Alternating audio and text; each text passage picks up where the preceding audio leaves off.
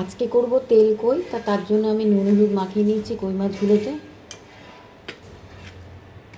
তো এখানে রয়েছে গরম জল, রয়েছে কিছু মশলা, ধনে, মৌরি, দুটো এলাচ, শুকনো লঙ্কা, আদা, গোটা জিরে। আমি গরম জলে ভিজিয়ে রাখবো 10 মিনিট।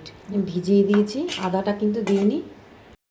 তেলটা গরম হয়ে গেছে, আমি মাছগুলো ভেজে উঠিয়ে নেব।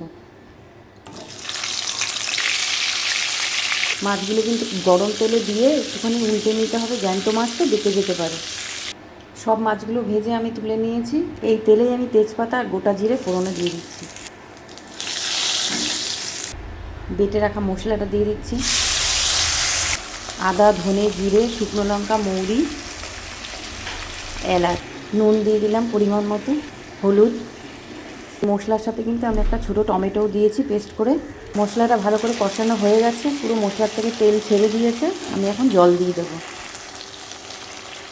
মাছগুলো সব এক এক করে দিয়ে দেবো। চেরা কাঁচা লঙ্কাগুলো দিয়ে দিলাম। জলটা অনেকটাই টেনে গেছে, আমি ধনেপাতা দিয়ে নামিয়ে নেব।